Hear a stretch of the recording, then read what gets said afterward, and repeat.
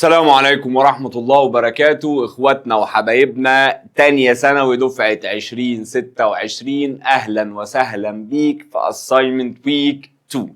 سم الله استعيذ بالله من الشيطان الرجيم ويا رب ارزقنا الفهم. اول حاجة بقول يا معلم عندي a body has a kinetic energy of 4 جول. يعني الراجل اداني kinetic energy، قال لي عايز اعرف الكاينيتيك انرجي هتبقى بكام لو السبيد از دبلد. طب ما نفس اللعبه اللي لسه لاعبينها من شويه، الكاينيتيك انرجي هي هاف ام في سكوير. انا وانت اتفقنا كل ده ما اتغيرش. الفيلوسيتي زادت قد ايه؟ زادت الدبل. حلو، بس في هنا باور 2، يبقى توتالي دي زادت 4 مرات، يبقى دي تزيد 4 مرات. طب بالله عليك هي كانت ب4، زادت 4 يبقى 4 تايمز 4 تطلع 16 جول. ايه اللي بعده؟ قال لي السلوب بتاع الستريت لاين ده بيعبر عن ايه؟ خلاص يبقى احسب السلوب كفيزيكس. هو واي على اكس يعني بوتنشال انرجي على هايت. طب ما انا عارف ان البوتنشال انرجي هي ماس في جرافيتي في هايت. حلو، نزل الاتش بالديفايدد يتبقى ماس في جرافيتي اللي هي الويت او الفورس ديو تو جرافيتي. قال لي الماس لا الويت. قشطه. قال لي if a body is projectiled vertically upward، يبقى انا جبت body وقمت ضربه لفوق. حلو، قال لي which of the following physical quantity becomes zero at maximum height. يعني عند الماكسيمم هايت. عارف ايه الماكسيمم هايت ده؟ الهايت اللي انا هوصل له وبعد كده هبتدي انزل تاني. خلي بالك عند الماكسيمم هايت ده انا هقف، صح؟ يعني الفيلوسيتي هتبقى بزيرو. طب ما ده معناه ان الكاينيتيك انرجي هتبقى بزيرو. طب مستر هو لو في مومنتوم مش ماس في فيلوسيتي، مش الفيلوسيتي تبقى بزيرو؟ والله هيبقى بزيرو. حلو ده. طب عارف ايه اللي هيوصل للماكسيمم؟ والله العظيم مش انا طلعت لفوق اعلى هايت، يبقى البوتنشال انرجي وصلت لاعلى ماكسيمم، لان بعدها هبتدي انزل فالبوتنشال انرجي هتقل. حلو، قال لي الويت. حبيبي الويت ماس في جرافيتي، والجرافيتي ثابته والماس ثابته. الاكسلريشن، ما الاكسلريشن ديو تو جرافيتي. طب البوتنشال انرجي ده احنا قلنا ان دي ماكسيمم، مين بزيرو؟ الوحيده اللي هتبقى بزيرو فيلوسيتي او كاينيتيك انرجي او مومنتوم، كل ده هيبقى بزيرو. اللي بعده قال لي في الاوبوزيت فيجر كان عندي بني ادم اللي هو بيرفع اثقال. حلو، قال لي كان عايز يرفع ماس ب 100 كيلو. قال لي يا معلم لو الورك دان اللي هيرفع بيه الراجل ده الاثقال، عايز اعرف الورك دان. طب بالله عليك هو انا رفعته قد ايه؟ رفعته 2 متر. طب يا مستر ما انا عارف ان الورك دان هو تشينج البوتنشال انرجي، يعني بوتنشال انرجي 2 ماينس بوتنشال انرجي 1. طب ما دي كانت محطوطه على الارض يبقى دي بزيرو. يبقى البوتنشال انرجي بتاعت 2 هي ماس في جرافيتي في هايت. الماس كانت ب 100 كيلو، الجرافيتي ب 10، الهايت رفعتها 2 متر، يبقى 2000 جول. قشطه يابا. ايه اللي بعده؟ قال لي احسب لي الورك دان تو ليفت ا بادي ماشي اوف ماس 50 كيلو جرام through a height of 2.2 meter above الجراوند سيرفيس. يبقى انا عايز اعرف الورك دان عشان ارفع جسم 50 كيلو 2 متر من الارض. طب معلش ما هو ده الجراوند ده، ادي الاوبجكت اهو، انا عايز اطلعه من هنا لحد 2.2 متر والماس بقد ايه؟ ب 50 كيلو. طب يا مستر ما انا عارف ان الورك دان ده تشينج البوتنشال انرجي، صح؟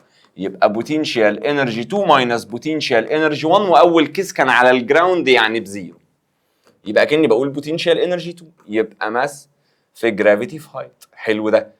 الماس كانت ب 50، الجرافيتي ما ادهالكش اعتبرها ب 10، الهايت 2.2، يبقى 500 في 2.2.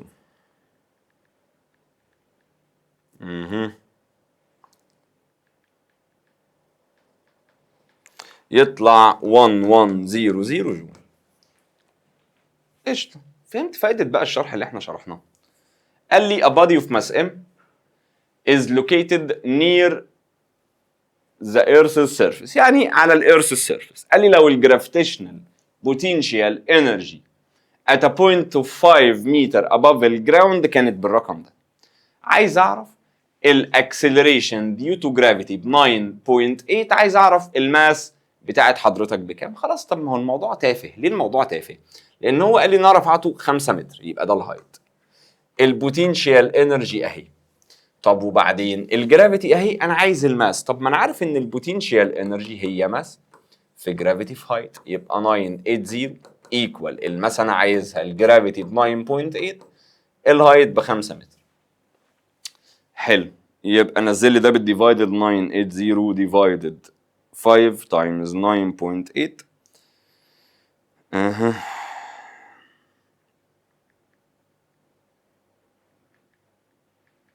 يطلع 20 كيلو جرام. انا نزلت دول بالديفايدد ده بس. اللي بعده بسم الله. قال لي في الاوبوزيت فيجر كان عندي 3 different frictionless paths، يعني مفيش فريكشن. طيب، وقال لي ان انا عندي ستيشنري بول عند الجراوند ليفل، اقدر ارفعها في كل واحده فيهم. عايز اعرف في انهي واحده الورك دان هيبقى ذا جريتست. بالله عليك، مش الورك دان ده تشينج البوتنشال انرجي؟ وانا عارف ان البوتنشال انرجي هي ماس في جرافيتي في هايت، وده اسمه فيرتيكال هايت. الفيرتيكال هايت هنا 3 متر، ماليش دعوه بده. الفيرتيكال هايت هنا، ما هو بالله عليك ده هو ده صح. طب الفيرتيكال هايت هنا، والله ده هو ده معناه ان كلهم نفس الهايت، نفس الماس، نفس الجرافيتي. ده معناه ان البوتنشال انرجي هتبقى فيهم هم الثلاثه قد بعض، يبقى الورك دان هو. انما تفرق في مين؟ تفرق في الفورس. هتلاقي الفورس هنا قليله. ليه؟ لان ابن اللعيبه ده زود الديسبيسمنت، فساعتها نعرف ان الورك دان هو اف في دي، يبقى الاف هو الورك دان على الديسبيسمنت. وانا وانت اتفقنا ان كل ما الديسبيسمنت ما تزيد الفورس اللي هتعملها هتقل. عشان كده العربيه لو حاولت اطلعها كده مش هتعرف تطلع، بس كل ما اعمل لها انجل تطلع اسهل. اللي بعده بسم الله. قال لي في الاوبوزيت جراف، ابص كده، ده جراف ما بين الديسبيسمنت والتايم على طول. السلوب بحسبه مرتين، مره كفيزيكس، مره تانية كماثيماتكس. كفيزيكس واي على اكس يعني ديسبيسمنت على تايم يعني فيلوسيتي. كماثيماتكس 25 على 5 تطلع 5. ده معناه ان الفيلوسيتي ب 5 متر بير سكند. خلي بالك بقى، السلوب ده ثابت صح، يعني الفيلوسيتي ثابته صح، يعني الكاينيتيك انرجي ثابته صح، يعني تشينج الكاينيتيك انرجي بزيرو صح، يعني الورك دان بزيرو. يبقى ده عندي سيستم ماشي، انا ما قصرتش عليه. المهم قال لي ايه بقى؟ مش عارف ايه، الماس بتاعتك 20 كيلو، عايز اعرف الكاينيتيك انرجي. عالمي، الكاينيتيك انرجي هي عباره عن ايه؟ هاف الماس ب 20، الفيلوسيتي ب 5، بس ما تنساش باور 2. نص ال 20 10، 5 باور 2 ب 25، تطلع 250 جول. اللي بعده قال لي في الاوبوزيت فيجر كان عندي 2 بوديز A و B، الماس بتاعتهم M و 3M. حلو. قال لي بيتحركوا بيونيفورم فيلوسيتي V و 2 V. ماشي. قال لي انا عايز اعرف الكاينيتيك انرجي بتاعت A كان اسمها كي اي، الكاينيتيك انرجي بتاعت بي بقى تبقى اسمها كام كي اي. تعال نسمي لها. ده كان ليه كاينيتيك انرجي. ابني هيقول الكاينيتيك انرجي اهي هي هاف ام في سكوير. بسم الله. الماس كانت ام بقت 3 ام، يعني دي زادت 3 مرات، يا رب تخش الجنه، دي تزيد 3. دي كانت في بقت 2 في، يعني زادت مرتين، بس ابني هيقول لي مستر اوعى تنسى الباور 2، يبقى دي زادت مرتين بس عليها باور 2، يبقى زادت 4 مرات، يبقى في هنا 4. هتخش النار لو قلت 7، انا بعمل تايمز، يبقى 3 تايمز 4 تطلع 12 الكاينيتيك انرجي. لا لا لا لا، ايه ده 3 في 4 ب 12.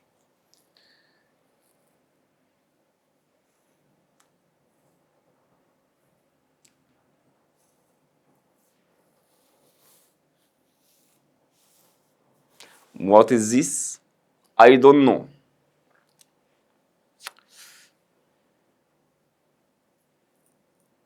يعني بص حاول تخلي دي 12 يعني الموضوع سهل. طب لو انا عايز احلها، تعال نعمل ريشيو مثلا ما بين كاينيتيك انرجي 1 على كاينيتيك انرجي 2. يبقى ماس، او دي A و B مثلا، A اهي B اهي، ماس A على ماس B، فيلوسيتي A على فيلوسيتي B، قفل باور 2. حلو ده. ليه النص راح؟ لان ده رقم ثابت. ماس A كانت بام، ماس B 3 ام، فيلوستي A بفي، فيلوستي B ب 2 في، وما تنساش ان في هنا باور 2، ودي ودي ودي ودي، يبقى 1 على 3 في 1 على 4 تطلع 1 على 12. ادي كاينيتيك انرجي A على كاينيتيك انرجي B. طب انا عايز B، اعمل كروس مالتيبليكيشن يطلع 12 كاينيتيك انرجي A، يعني لو الاولانيه اسمها كي اي يبقى دي اسمها 12 كي اي.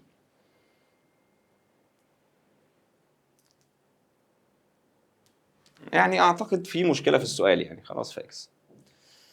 اللي بعده قال لي في الاوبوزيت فيجر كان عندي تيبل، التيبل دي كان ارتفاعها نص متر فوق الجراوند سيرفيس. قال لي on which a book الماس بتاعته ب 2 كيلو is placed، يعني حطيت الكتاب فوق. قال لي انا عايز اعرف الجرافيتيشنال بوتنشال انرجي. خلاص يبقى البوتنشال انرجي هي ماس في جرافيتي في هايت. الماس كانت بكام؟ ب 2 كيلو. الجرافيتي 9.8، الهايت نص متر. ليه نص؟ لان انا رفعتها حطيتها على الترابيزه. نص الاتنين واحد تبقى 9.8 جول. قشطه. اللي بعده قال لي في الاوبوزيت فيجر كان عندي بني ادم، البني ادم ده رمى حاجه وزنها او الماس بتاعتها 0.2 كيلو جرام من هايت اوف 10 متر above الجراوند سيرفيس. يبقى انا مسكت حاجه وبرميها من ارتفاع 10 متر. طب وبعدين؟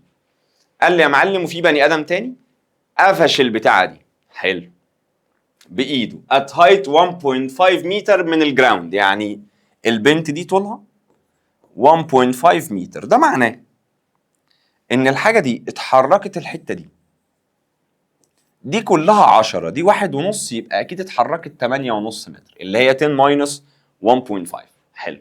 قال لي ايه بقى؟ قال لي انا عايز اعرف الديكريز في البوتنشال انرجي بتاعه البادي. يبقى انا عايز اعرف اللي تشينج اللي حصل في البوتنشال انرجي. تعال نسمي الله تشينج البوتنشال انرجي هي بوتنشال انرجي 2 ماينس بوتنشال انرجي 1. حلو ده. عندي هنا ناس هتنقسم الى قسمين. ايه هم؟ في واحد هيحسب البوتنشال انرجي فوق وتحته يعمل لهم ماينس، وده صح مش غلط. يبقى ماس في جرافيتي في هايت ماينس ماس في جرافيتي في هايت، يعني دي 2 دي 1. في عيل صايع يقول لي طب يا مستر ما ناخد الماس في الجرافيتي كومن فاكتور، يتبقى لي H2 ماينس H1، وده اللي احنا عملناه بالمنطق لما قلنا 8.5. يبقى الماس بتاعتك كانت ب 0.2، الجرافيتي ب 10، الهايت 8.5، اللي هي 10 ماينس 1.5. ماشي. يبقى 0.2 في 10 في 8.5 يطلع 17 جول. وفي واحد تاني هو مستر هو انت ليه ما حطيتش ماينس؟ هو عايز يعرف في النقصان اللي حصل، فكده كده لازم يطلع بالنيجاتيف. يعني ليه؟ لان اكيد البوتنشال انرجي اللي هنا اكبر من اللي هنا. واحد تاني ممكن يحسب اللي هنا الماس ب 0.2، الجرافيتي ب 10، الهايت ب 10، ويجي هنا البوتنشال انرجي الماس ب 0.2، الجرافيتي ب 10، الهايت ب 1.5، وتقوم عامل دي ماينس دي تديك نفس الحاجه. بسم الله.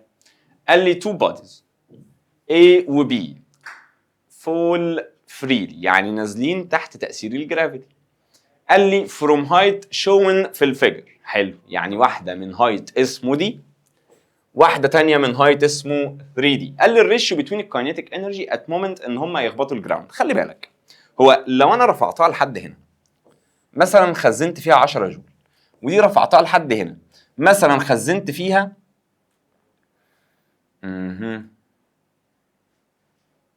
60 جول مثلا، دي ارقام. حلو. اول ما اسيبها، هو انا لو رفعت حاجه قريبه يعني ايدي اهي، رفعت الكوبايه كده وسبتها، لما تنزل مش تتكسر. انما لو رفعتها فوق قوي لما تنزل هتتكسر. ليه؟ كل ما ارفع لفوق كل ما هخزن بوتنشال انرجي اعلى، وانا وانت اتفقنا الانرجي ما بتختفيش، بتتحول من شكل لشكل تاني. اول ما اسيبها هتتحول البوتنشال انرجي لي كاينيتيك انرجي، وكل ما اخزن بوتنشال انرجي اعلى كل ما تتحول لكاينيتيك انرجي اعلى. خلي بالك انا وانا نازل، طول ما انا نازل ايه اللي بيحصل؟ الكاينيتيك انرجي بتزيد والبوتنشال انرجي بتقل، ما انا بقرب للارض. عارف اول ما اوصل لهنا قبلها بلحظه بتلاقي ان الكاينيتيك انرجي قد البوتنشال انرجي. ليه؟ ما هي مش هتروح في حته، يعني الكاينيتيك انرجي اللي هنا عند بارتكل A هتبقى قد البوتنشال انرجي بتاعت A، والكاينيتيك انرجي بتاعت B هتبقى قد البوتنشال انرجي بتاعت B، وده هنتكلم عليه بالتفصيل في لو اوف كونزرفيشن اوف انرجي بتاعت الحصه الجايه. بس ماشيها لحد دلوقتي ان الاثنين قد بعض.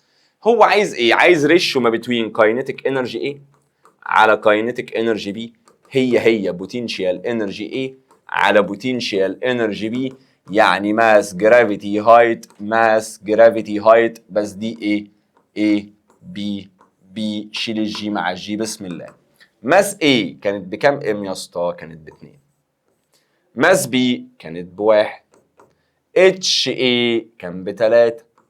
اتش بي كان ب1، يبقى 2 في 3 تطلع 6 على 1. سؤال حلو بس كان مكانه الأصح الحصة الجاية يعني، بس ماشي ماشي الدنيا. قال لي كان عندي حجر بروجكتايلد فيرتيكالي ابورد من الجراوند. حلو، يعني أنا مسكت حجر وقمت رافعه لفوق من الأرض، وبعدين قال لي وصل لفيلوسيتي معينة at height 12 متر، ماشي يعني طلع 12 متر. وبعدين قال لي لو نفس الحجر ده رفعته لفوق بنفس الفيلوسيتي، حلو، على القمر، يعني انا هنا كنت على سطح الارض، هعمل نفس الكلام ده على سطح القمر. عايز اعرف الهايت اللي يوصل. طب وبعدين انا وانت عايزين نفكر مع بعض شويه. حلو، انا عايز اعرف ايه؟ عايز اعرف ان انا همسك الحجر ده وارفعه لفوق، حلو، بفيلوسيتي وصل لهايت 12 متر. طب وبعدين نفس الحجر ده رفعته لفوق قال لي بنفس الفيلوسيتي. عارف جمله بنفس الفيلوسيتي دي لخصت لي حاجات كتير قوي. ايه هي؟ سيم فيلوسيتي يعني بيتحرك بنفس الكاينيتيك انرجي، صح؟ ده معناه ان هيتخزن نفس البوتنشال انرجي، ما عنديش مشكله. يبقى ده معناه ان البوتنشال انرجي اللي على الارث قد البوتنشال انرجي اللي على مين يابا؟ اللي على القمر. حلو، طب يبقى ماس في جرافيتي في هايت ماس جرافيتي هايت. ما هو الماس بتاعت البارتكل ده ماله يا اسطى؟ والله ثابته. طب وبعدين انا عندي جرافيتي الارث اتش ارث ايكوال جرافيتي المون اتش مون. انا وانت اتفقنا على الارض هو طلع 12 متر اهو.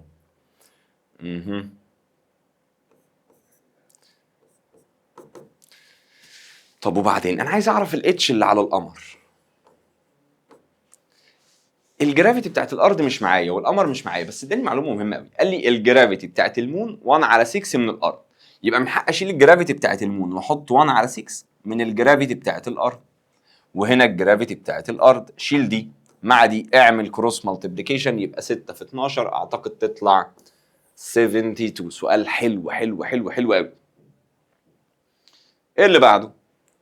عندي بني ادم يا اسطى، ايه هينط دلوقتي.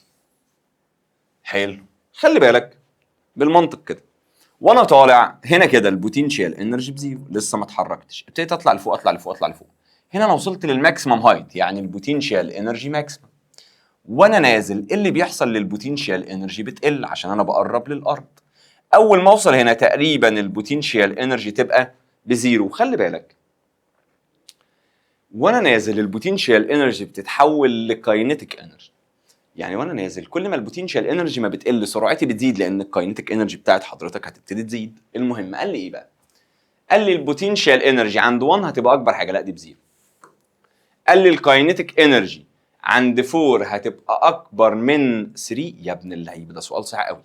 هو انا طول ما نازل لتحت البوتنشال انرجي بتقل والكاينيتيك انرجي بيحصل فيها ايه؟ بتزيد. يعني مثلا هنا 0، هنا حوشت 10، هنا معايا 8، هنا بقت 0 البوتنشال انرجي. خلي بالك مش الكاينيتيك انرجي هنا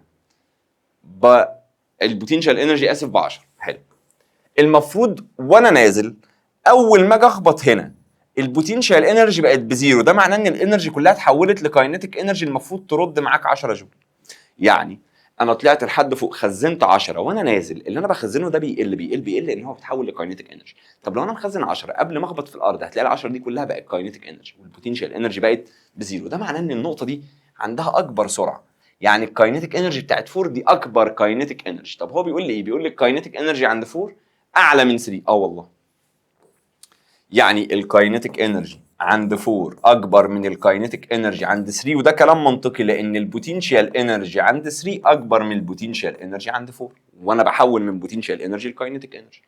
المهم قال لي السبيد عند 3 ايكوال تو 0. لا والله بتحرك. قال لي البوتنشال انرجي بتقل لو انا اتحركت من 2 ل 4.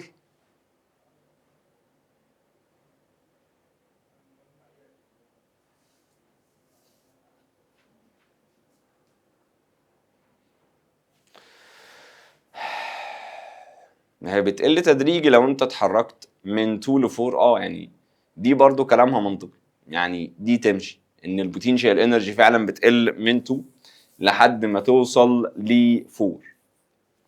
تعالى ايه نبص على الترجمه لو في حاجه غلط هقول لك. طيب يعني بصيت على العربي نفس الكلام، هي نفس اللعبه، بس خلينا نقول ان دي تمشي.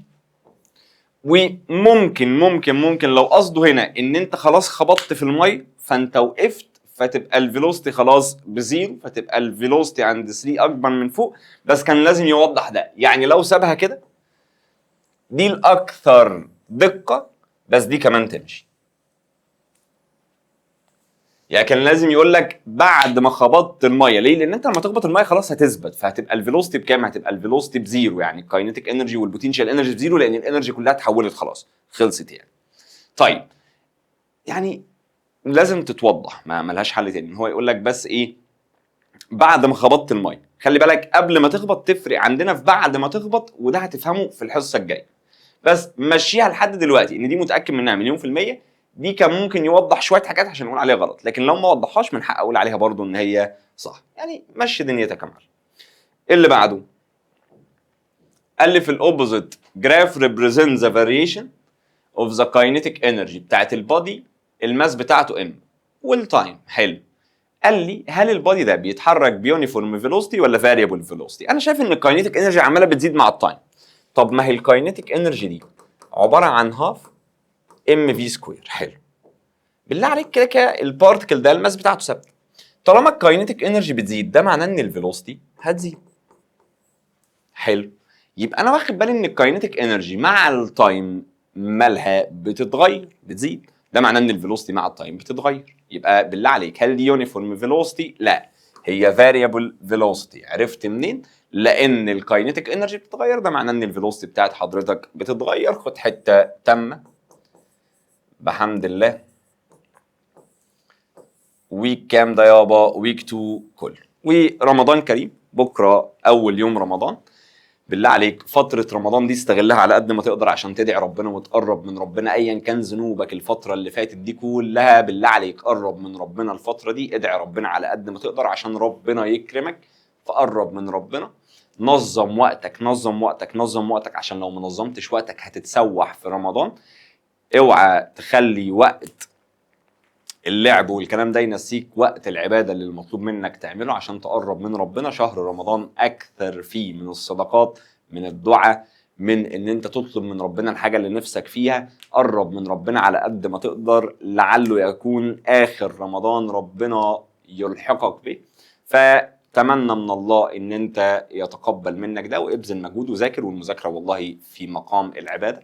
فشدوا حيلكم يا اولاد، بحبكم في الله، اشوفكم على خير. السلام عليكم ورحمه الله وبركاته.